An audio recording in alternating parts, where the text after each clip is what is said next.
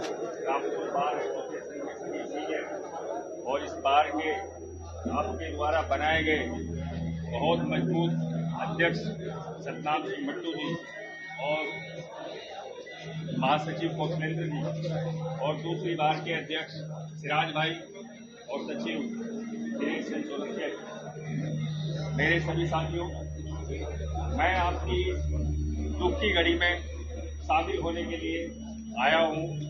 आप लोगों को जो दर्द है उसका दर्द का एहसास मेरे सीने में, क्योंकि मैं अधिवक्ता आपका भाई हूँ। मुझे पूरे प्रदेश में अगर किसी अधिवक्ता को एक जरा सी भी परेशानी दिखाई देती है तो मैं वहीं पहुंचने की पूरी कोशिश करता हूँ।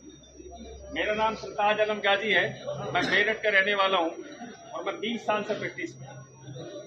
मैं अपने 20 साल के करियर में अधिवक्ता हितों की लड़ाई लड़ते हुए 5 मुकदमे मेरे ऊपर थाना सिविल लाइन में, जहां कचहरी स्थित है, मेरे ऊपर हुए, क्योंकि मैंने कभी भी वकीलों की आवाज को अपने पास सुनने के बाद रुकने नहीं दिया।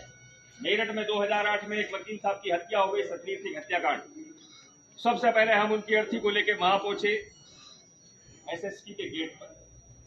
एसएसपी ने हमारी बात नहीं सुनी तो डीएम का घर बराबर में हमने वही जाकर रख दिया। हमने कहा जब तक उन पुलिस वालों के खिलाफ मुकदमा कायम नहीं होगा जिन्होंने इनकी हत्या करी है, तब तक हम नहीं उठेंगे।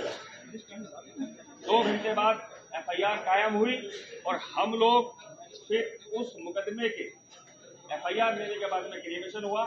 ये तो मैं वो बात बता रहा हूँ कि फिर उसमें डीएम ने हमारे खिलाफ मुकदमा इस बात का किया कि बिना परमिशन के मेरे घर में घुसे, क्योंकि ये सरकारी संपत्ति थी और हम पे 452 का मुकदमा और सरकारी कार्य में बाधा का मुकदमा करवा दिया। कोई बात नहीं, हम जब राजनीति करते हैं तो ये हमारे हाथ की कंगा है, कोई फर्क नहीं पड़ता।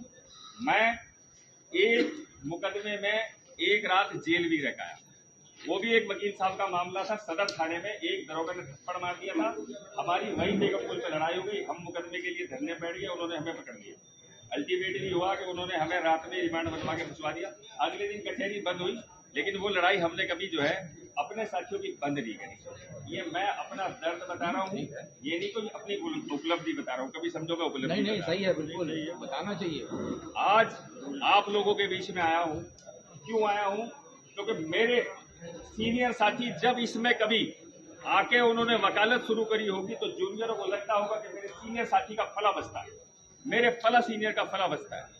जब ये इसे तोड़ के, इसे जर्जर बता के इसे खत्म कर देंगे तो हमारे उस सीनियरों को निशानी भी खत्म हो जाएगी और जूनियरों का बैठना भी खत्म हो जाएगा। और हमारे वकील साथियों को सरकार नए चैम्बर बनाने पर तो बात नहीं करती, जो बने हुए उन्हें और तोड़ने की बात करती। तो मेरी सरकार से ये मांग है और जुडिशरी से भी मांग है कि मैं रामपुर के अधिवक्ता भाइयों के साथ में कंधे से कंधा मिलाकर जब तक खड़ा रहूंगा जब तक आपकी मांग पूरी नहीं हो जाती।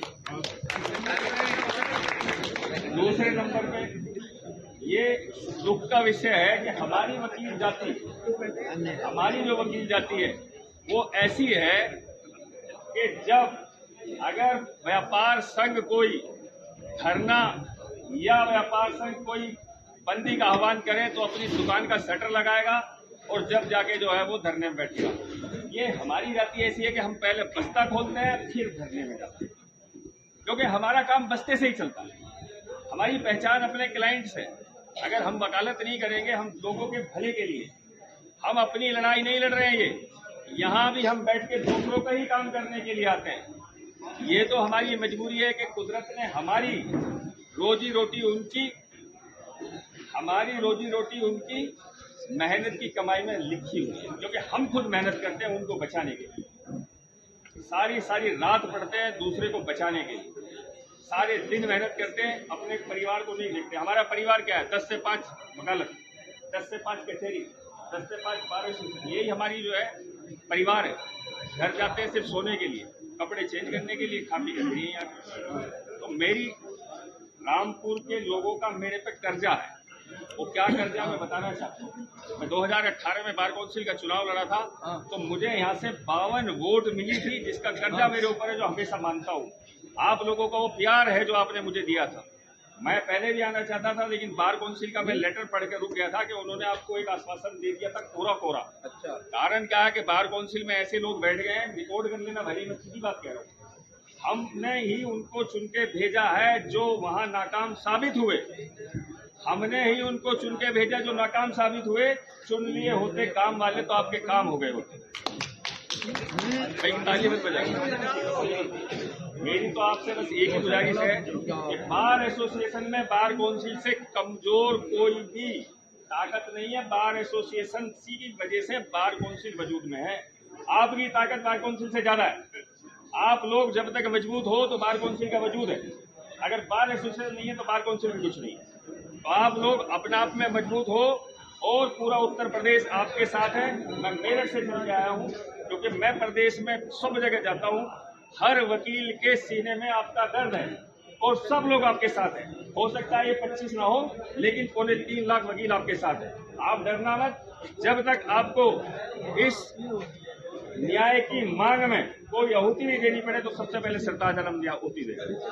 जब जब जरूरत होगी सरताज आलम आपके साथ आएगा, आपके कंधे से कंधा मिला के खड़ा रहेगा। मैं भाषण देने नहीं आया हूँ, ईमानदारी से बात कहने आया हूँ। आपका जो कर्जा था उसको ये चाहता हूँ किसी तरह से उस जो आपने प्रेम दिया था, मैं इस लायक हूँ आपके किसी भी काम आ सकूँ, तो मैं इसलिए चल के आया हूँ। ना मैं भाषण देने आया ईमानदारी से, मुझे आने में लेट हुआ, ये मैं माजरत चाहता हूँ इसलिए कि बार काउंसिल ने एक फर्जी लेटर भेज दिया था कि हम बात कर रहे हैं चीफ जस्टिस ऑफ इंडिया से, चीफ जस्टिस ऑफ यूपी से, फला फला फला। वो सब हवाई बातें साबित हो चुकी, आप देख चुके हैं। अगर बार काउंसिल में वकालत करने वाले लोग पहुंचते तो आपके दर्द को समझते। जब लोगों के पास में